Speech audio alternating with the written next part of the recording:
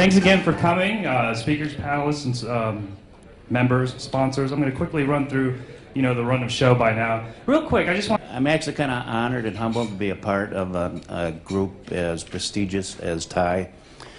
I work for Leavitt Murphy Insurance Group. I'm vice president of national sales. Hi, my name is Patty Krishnan, and I'm the founder and principal of Krishnan Company CPA. Are they just focusing on doing their business, or they've got other diverse business interests?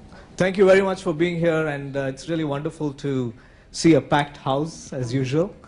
And we're really enthused by the kind of response we've been getting to our events. And then we have transitions. What are some of the issues when you transition from being a corporate exec to an entrepreneur, and the other way around, from giving up the freedom of entrepreneurship and going to work in a corporation. So we look at that. As Madhu just mentioned, charter members are also mentors. So in addition to the 7 mentors the 7 new mentors that we just inducted, there are 62 mentors here at TIE Atlanta who are all signed up to help new entrepreneurs and up-and-coming entrepreneurs with their business plans. Important, and I don't work with Census, but I have to carry the message. Unless you're counted, nothing happens. So let's get counted for, and let's tap into the stimulus plans, if you will. I'm honored and humbled to introduce to you Dr. Rajiv Grover. Dr. Grover is Dean of Fogelman College of Business and Economics, Sales and Marketing, Chair of Excellence, University of Memphis. And finally, the fourth one is about opportunities that are available for entrepreneurs in the social media space. So we will talk about all these 4. Be here, an opportunity to tell you. My name's Andrea Moe, as you just mentioned, and if anybody's on Twitter, my Twitter name is @AndreaMoe. Very creative, I know. How many of you are on Twitter, by the way? Oh, excellent, because we're going to play a little game tonight. My team here in Atlanta manages thought leadership and really is the voice of the customer for our organization. So we bring the customer's voice into the product development cycle, and in the form of product strategy, product messaging, and then product positioning. An organization that traditionally uses direct mail and email and outbound calling, and typically doesn't use social media. And it's been a challenge. It's been a very kind of rogue effort for us. Number one, I'd say, you have to acknowledge as a team that in social media, you kind of have to give to get. That's kind of the society that we live in now. Social media is not a spectator sport, so when you're kind of putting a team together, whether it's in your organization or you're starting it for your own entrepreneurial efforts, you want to bring people into social media that kind of wear that company shirt on the weekend, the folks that... Future Media is in itself an enviable startup at Georgia Tech, in that it was created 6 months ago when I joined Georgia Tech. It's a collaborative initiative that spans not only 19 different parts of Georgia Tech, but spans across the state of Georgia. And our measures of success ultimately will be how much economic growth and how much research growth we bring to the state of Georgia, and that which emanates out from the state of Georgia to the rest of the world.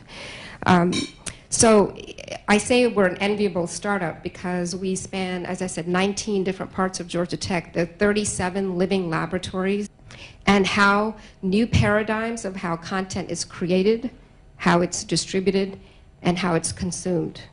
And that does include infrastructure companies, it includes carriers, it includes companies that we don't even know of yet, and it includes many of the startups that you're hearing about today.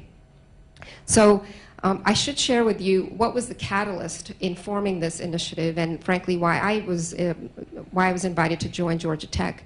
And the catalyst is really what we view as a perfect storm. And there are 3 elements to that perfect storm. First is the Great Recession that we're in. The second is a digital revolution that we're going through right now.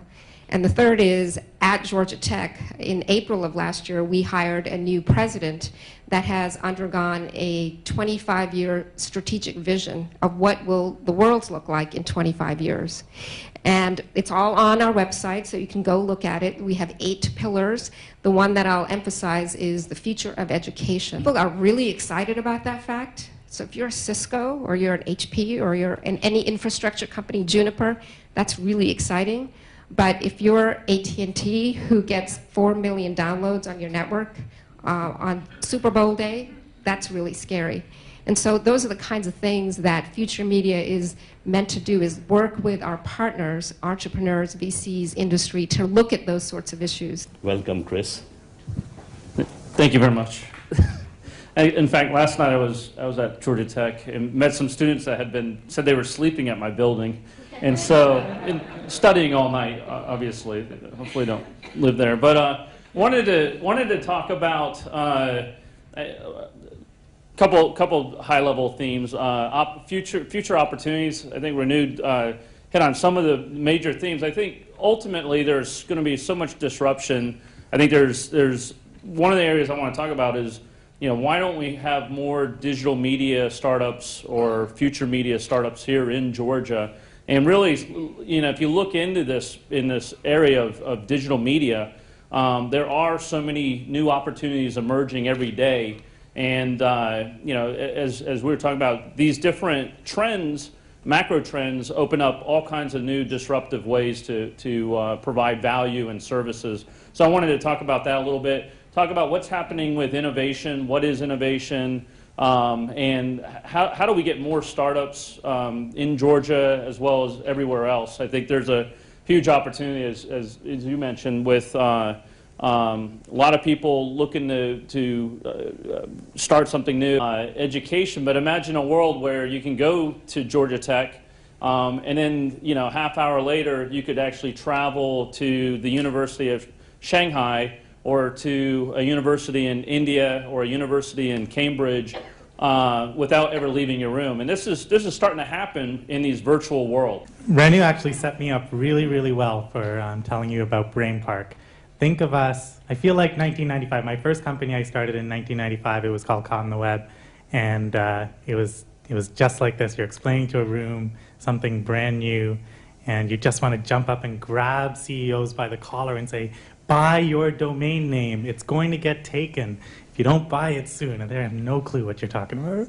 And I feel like that's happening again. I feel like with what's happening with the social web, we're kind of experiencing that again, that all of us who are just getting used to email or just getting sick of email or just getting our first intranet up and going in our company have no idea what it means when a 22-year-old says to us they only check email once a week and they know everything that's going on. And they don't use Gmail, right? They just use Facebook. And you're like, what? Because I sent an email last week, and they're like, oh, I'll check it on maybe Friday. Is a gigabit connection to like 500,000 homes, and really start to say, hey, why aren't we being more competitive in the U.S., providing gigabit traffic, not this 10 megs to the house, but gigs? The dialogue. That because broadband has gotten bigger, you have the ability for it to be a lot more two-way. An interesting statistic that came out, I think, a couple of months ago was the average teenager now spends 26 minutes a day on Facebook, just on Facebook. Same teenager spends an average of 27 minutes a day watching television. So what we're starting to see is that a generation they're spending the same amount of time doing something completely passive, completely one way, sitting in front of the TV. You're not talking back. You can talk back to the TV, but it's not going to talk back to you.